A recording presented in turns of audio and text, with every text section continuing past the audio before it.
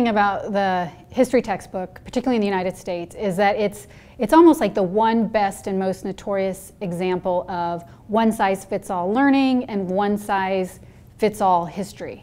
Rather than just reading a history book and accepting carte blanche, this is how history was, they are constructing their own accounts of history using primary source documents. One of my personal concerns as a history teacher is, with a greater and greater focus on standardized tests, there's less time in the classroom for these sort of in-depth ways to explore history and to develop historical empathy. We are helping high school students in social studies class to develop digital history textbooks.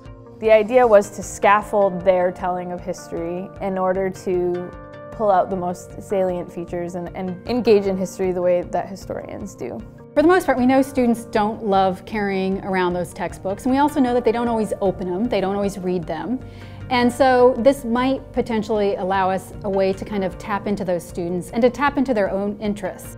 What events to emphasize, what narrative to represent, how to combine multiple perspectives. This kind of approach to teaching history really represents the future. Within a few short years, we will see this kind of approach, I predict, being used all throughout the world.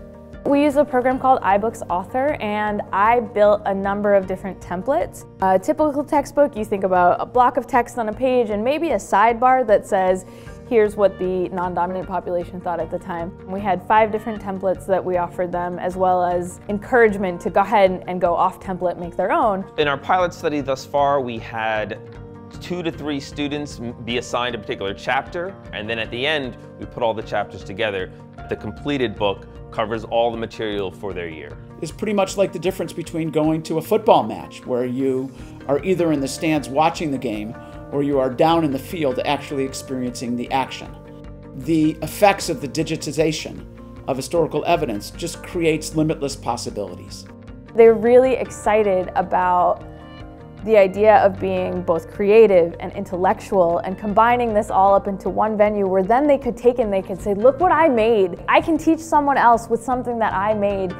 Where writing an essay, your teacher grades it, you get the grade back, you've maybe learned something, but you don't have this sense of agency, the sense of pride, and the sense of ownership. The internet is a free-for-all with all kinds of contending voices. Preparing students by giving them a closed textbook is like preparing swimmers to navigate a raging sea, but never letting them out of the wading pool. If we don't teach students how to discern those voices, then the very future of our country is in peril. Our research has the potential for revolutionizing the way that history is taught in the classroom, the way that students can become agents in creating their own history. This kind of research really embodies the spirit of mediaX, which is to take risks, to go into areas that are uncharted, and to really provoke a whole series of new questions that we have to consider. If you resource the space and give them the tools, the sky is definitely the limit.